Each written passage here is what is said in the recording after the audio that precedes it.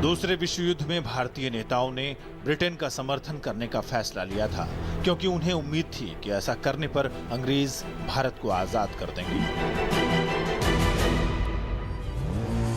लेकिन ब्रिटिश सरकार को भारतीय नेताओं का यह प्रस्ताव मंजूर नहीं हुआ।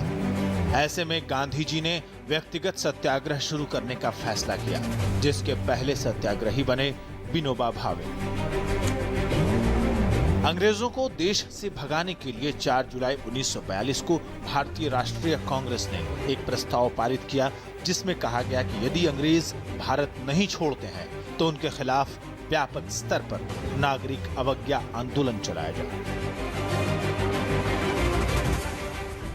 सरदार वल्लभ भाई पटेल, डॉक्टर राजेंद्र प्रसाद और जयप्रकाश नारायण जैसे वरिष्ठ गांधीवादियों ने इस आंदोलन का खुलकर समर्थन किया। मुस्लिम लीग और भारतीय कम्युनिस्ट पार्टी ने इस आंदोलन का विरोध किया। 8 अगस्त 1942 को अखिल भारतीय कांग्रेस समिति के बंबई सत्र में भारत छोड़ो आंदोलन का प्रस्ताव पारित किया गया।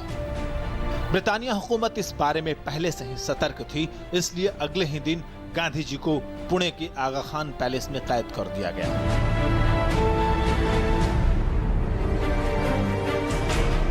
लगभग सभी नेता गिरफ्तार कर लिए गए, लेकिन युवा नेत्री अरुणा आसफ अली हाथ नहीं आई और 9 अगस्त 1942 को मुंबई के गवालिया टैंक मैदान में तिरंगा फहराकर गांधी जी के भारत छोड़ो आंदोलन का शंखनाद कर दिया।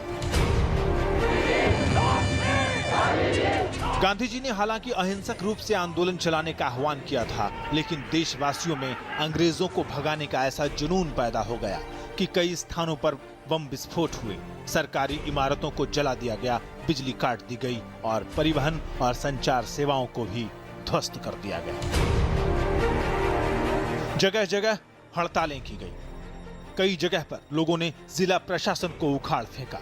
गिरफ्तार किए गए नेताओं और कार्यकर्ताओं को जेल तोड़कर मुक्त करा लिया गया और वहां स्वतंत्र शासन स्थापित कर दिया गया। एक तो अंग्रेजों की रीढ़ द्वितीय विश्व युद्ध में टूट रही थी, दूसरी ओर भारत छोड़ो आंदोलन उनकी चूल्हे हिलाने में लगा था। इस आंदोलन से अंग्रेज बुरी तरह बौखला गए।